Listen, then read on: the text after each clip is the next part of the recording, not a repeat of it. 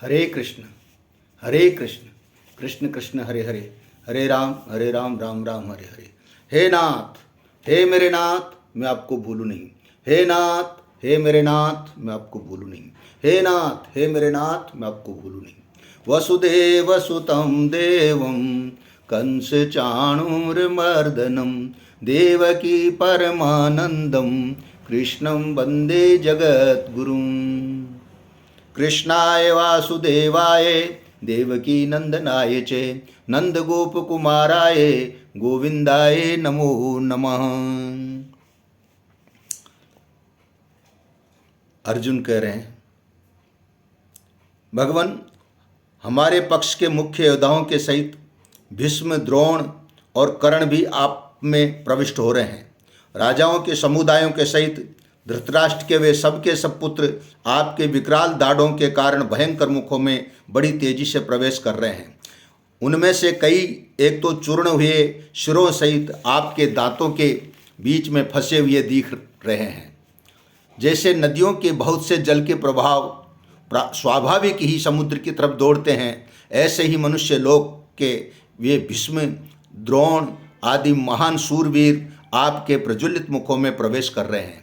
जैसे पतंगे मोहवश अपने नाश के लिए बड़ी तेजी से दौड़ते हुए प्रज्वलित अग्नि में प्रविष्ट होते हैं, ऐसे ही ये दुर्योधन आदि सब लोग मोहवश अपना नाश करने के लिए बड़ी तेजी से दौड़ते हुए आपके मुखों में प्रविष्ट हो रहे हैं। और आप भी अपने प्रज्वलित मुख के द्वारा सबको खाते हुए चारों तरफ से बार बार चाट रहे हैं। हे विष्णु, आपका उग्र प्रकाश अपने तेज से संपूर्ण जगत को परिपूर्ण करके और सबको संतप्त कर रहा है। हे देवश्रेष्ठ, आपको नमस्कार है। आप प्रसन्न होइए। आदि रूप आपको मैं तत्व से जानना चाहता हूँ। मुझे ये बताइए कि उग्र रूप वाले आप कौन है। भगवान बोले कि मैं संपूर्ण लोकों का नाश करने वाला बड़ा हुआ काल हूँ। तो आप यहाँ क्यों आए हैं भगवान? इस समय मैं इन सब लोगों का संहार करने के लिए यहाँ आया हूँ। यहाँ आपसे कोई बचेगा कि नहीं? तेरे प्रतिपक्ष में जितने योद्धा लोग खड़े हैं वे सब तेरे युद्ध किए बिना भी नहीं रहेंगे। ये सब के सब मेरे द्वारा पहले से ही मारे हुए हैं। इसलिए तू युद्ध के लिए खड़ा हो जा और यश को प्राप्त कर तथा शत्रुओं को जीत करके धन धान्य से संपन्न राज्य को प्राप्त कर। तो फिर मुझे युद्ध करने की क्या जरूरत है? हे सव्यसाचिन, तू केवल निमित्त मात्र बन जा। परंतु महाराज, भीष्म, द्रोण, जयद्रथ, कर्ण आदि सूरवीरों पर विजय कैसे होगी? भीष्म, द्रोण, जयद्रथ, कर्ण तथा और भी जितने सूरवीर हैं वे सब मेरे द्वारा पहले से ही मारे हुए हैं। उन मेरे द्वारा मारे हुए सूरवीरों को ही तू मार। अतः तू भयभीत मत हो और युद्ध कर। युद्ध में तू संपूर्ण शत्रुओं को जीतेगा। इसके बाद क्या हुआ संजय? धृतराष्ट्र ने पूछा। संजय बोले, भगवान केशव के ऐसे वचनों को सुनकर भय से कांपते हुए अर्जुन हाथ जोड़कर नमस्कार करके और अत्यंत भयभीत होकर के फिर प्रणाम करके गदगद वाणी से भगवान कृष्ण की स्तुति करने लगे।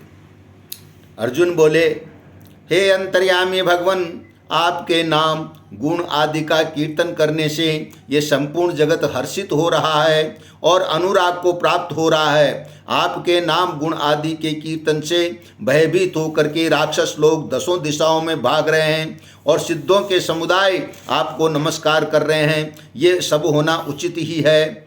ये सब उचित क्यों है अर्जुन? क्योंकि आप अनंत हैं, संपूर्ण देवताओं के मालिक हैं और इस जगत के आधार हैं। आप अक्षर स्वरूप हैं। आप जो है सत भी हैं, असत भी हैं और सत असत से भी पर जो कुछ है वो भी आप ही हैं। हे महात्मन, आप गुरुओं के भी गुरु और ब्रह्मा को भी उत्पन्न करने वाले हैं। ऐसे ही आपके लिए ये सिद्धों के मनुष्य समुदाय नमस्कार क्यों नहीं करें? आप ही आदि देव और पुराण पुरुष हैं। आप ही इस संसार के परम आधार हैं। आप ही सबको जानने वाले और जानने योग्य हैं। आप ही सबके परम गंतव्य स्थान हैं। हे अनंत रूप, आपसे ही संपूर्ण संसार व्याप्त है।